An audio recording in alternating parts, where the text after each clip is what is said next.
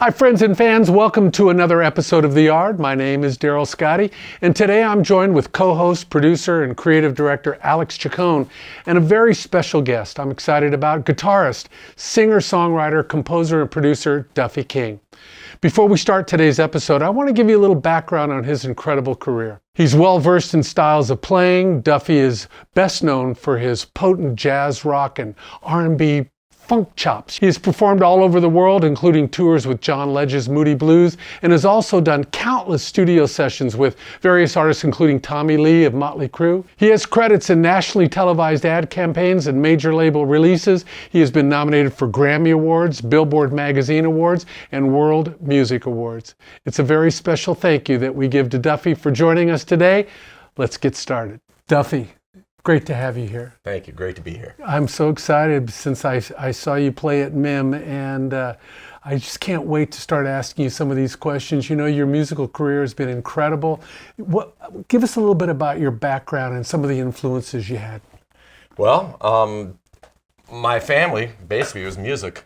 My mother was a professional singer, and both my brothers were professional musicians. My mother actually was offered a recording contract with one of the major labels at the time before I was born. And she could go toe-to-toe with like the greats, Judy Garland, Barbra Streisand. She had that, good of a voice. She had the chops. She had the chops. And she had a regional hit record in the Midwest, actually based out of Chicago at the time. And but she had my three siblings who were much older than me, and they said, you're gonna have to go on tour, and she said, no, not, So she, chose. So family first. Family first. But she would still sing in nightclubs and stuff, and if my sister wasn't available to babysit me or whatever, off to the gig I would go and throw me in a dressing room. I was, a little kid, and I'd peek out the curtain of the door and watch her perform. So, I mean, literally, since that high, I was indoctrinated. Both my brothers, musicians, and their band was one of the first bands, white bands, signed to Motown Records. So I'm out of Detroit. I'm from Detroit. Sure. Yeah. And so, once again, inundated with music, and right from a young age, and given guitars and so forth to learn right away. And Stevie Wonder played on my brother's album, as a matter of fact. Wow. So I mean, when I'm in I don't know, whatever, ninth grade, I think that album came out. Little Stevie Wonder. Well, little Stevie Wonder. I mean, he was Stevie Wonder when that came out. He was already, and he happened to have been in the studio when my brothers were recording their album, and he liked it so much, he actually asked, he goes, can I play on this song? Wow. Like they're going to say no.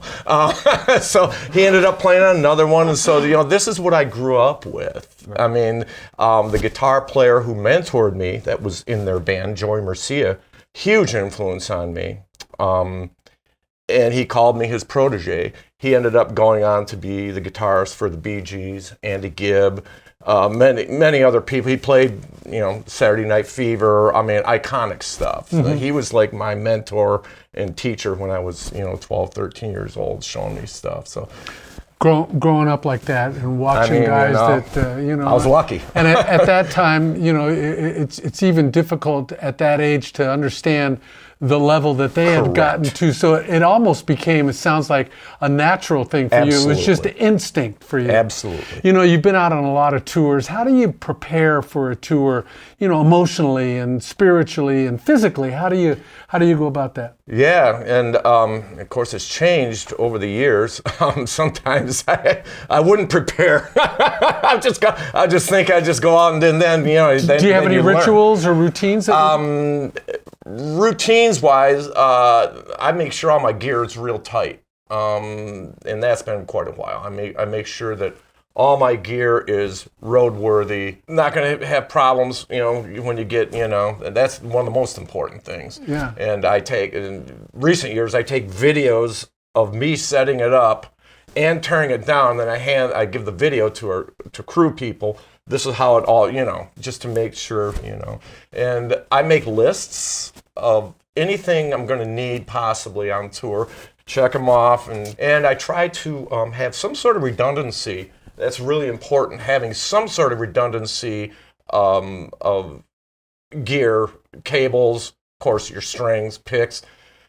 Nowadays, in-ear monitors, so I have, 2 pair of those. One is in one spot, one is in another spot, and just you got to just have yourself in checks, and a system essentially. Yeah. So if something goes south on one side, you have something else to pick it up. I mean, I even have, I carry an extra, just what we call drive pedals, and it's in my guitar bag, and if all else fails, I can plug that into any amp or whatever, and I even have a speaker simulator, which I've carried for years, an older one, now I've got newer ones, that if everything fails, I can plug directly into the PA system and play, and at least get through a show. You never know.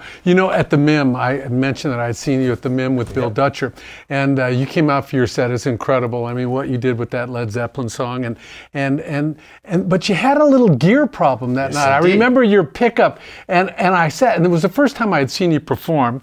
I'm embarrassed to say, but it was, and I was like, I'm watching you, and then you had this problem, but you just moved through it as if it was a natural, and it's just like kind of what happens, and I can see myself falling apart in a situation like that, but you moved on like, well, this was part of the show. Well, I mean, the experience does help, and believe me, lots of things, and you just gotta plow through it. And there's times, a long time ago where it would just wreck me, But no, I've had enough experience, enough things have happened that I did, and that was I had just gotten off tour with the Moody Blues John Lodge, literally days before that, and a lot of flying around, and I flew from Detroit. And everything worked fine at sound check. I should have maybe checked everything, but but everything worked fine at sound check. It was fine. But flights, it just loosened the cable just enough. You couldn't see it. But once I stomped on the loopers when I was using, and then it disengaged. And, That's right. And immediately my head goes to damage control.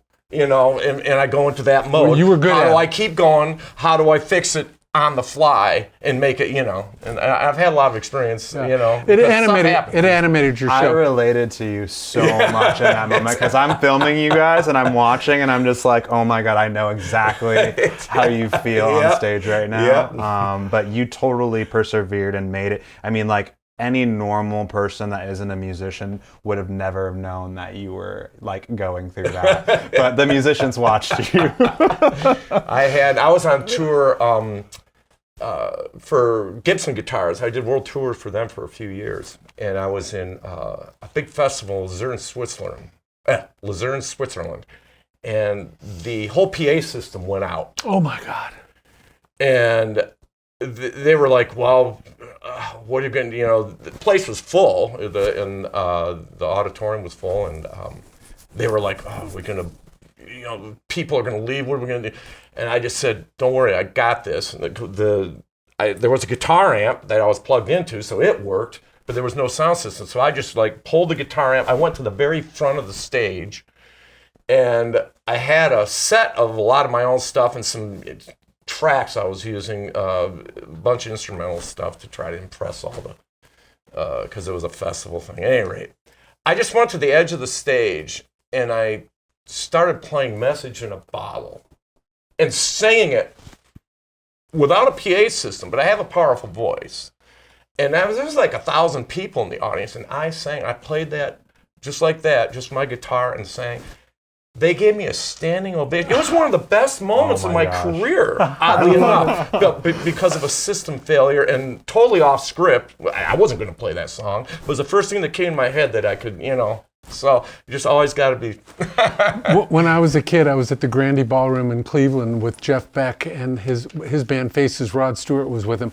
PA went out. Rod came up to the front of the stage, sang it out. It was one of those moments. But so you're in Europe and this happens to you. You come to the front of the stage. How do you prepare for different cities on different tours, especially internationally? Yeah. I have found that the old adage, music is the universal language, holds true. And I don't really prepare differently musically for any,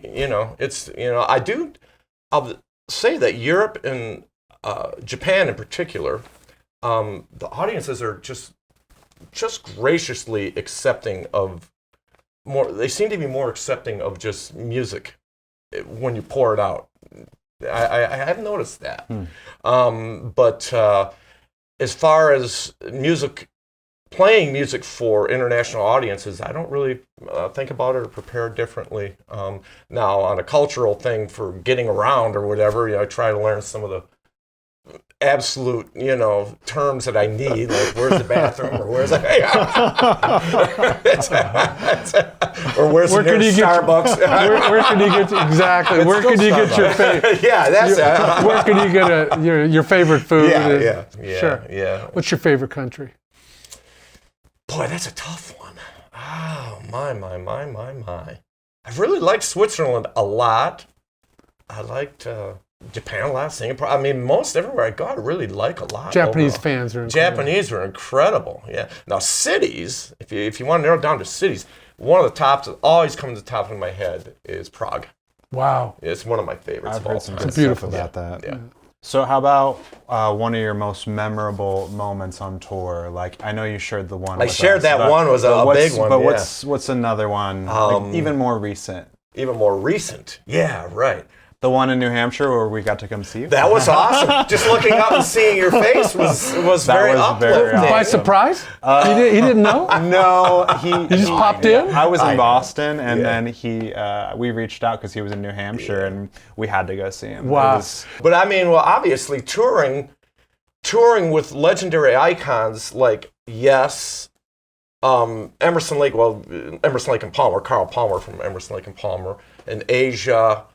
A few years ago, that's the tour you came to. Yeah. Just being on stage with them every night was a great experience because literally these people have been making music that I've loved since I was 10, 12 years old. Yeah. And then the ancillary people that would come to see them that I would find out that are in the audience watching me. That's cool. That's really cool. Man. Yeah, it is. And meeting Kenny Jones from the Faces, and then after the after party, having him coming up and telling me how awesome he is. Tony Iommi from Black Sabbath was at a show. Wow, and that would be. he was standing right. So that's like really cool stuff. If any of those people are in the audience or backstage or in the green room or anything, does that affect your performance at all? I mean, does it get into you, or you just get into your own vibe and your own thing? It's like, I know how to deliver what I need to deliver. I pretty much know what I need to deliver, and I do it. I might actually. Sometimes I might jack it up a bit, and sometimes that can be not good. If you try to jack it up too much, sometimes you start. That was Rick Nielsen from Cheap Trick was at a show this last tour just recently. Just saw it with Rock. Yeah, and he came up to the dressing room before the show. Okay. And he was standing on the side stage the whole time, and I think I probably hammed it up a little more. Did you throw him a pick? Absolutely. And he threw me one of his back. Of course. I've got a picture of it. I posted it on Instagram of both of them next to each other. We talked a little bit about your preparation for a tour, your routines before a tour.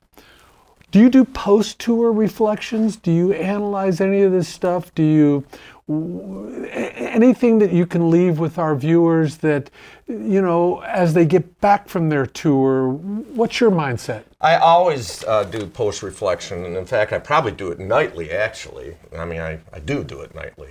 And of course, the advent of everyone having a cell phone in the audience, some of the guys say they won't even go and look at them, I do. I'll go look at them, and I'll listen and check out, check out not only audio, visually, everything, and nightly, there'll always be something. Unfortunately, there's always something that, and I go, oh, that close, or that maybe, Wow. That's the artist in you, though. Yeah. I mean, you're but always no one gonna, else, everyone else go, I'll go after, I'll be in the dressing room, oh my God, and they'll go, what are you doing? It was a great show. I said, oh, maybe for you or something. They go, it was, and I'll explain whatever part they go, are you kidding? No one noticed that. You know? Well, we're our biggest critics. Yeah. So, and I'll go right to the dressing room and play that lick, and I did it. No, or I'll go in my room at night, pull out the guitar and play.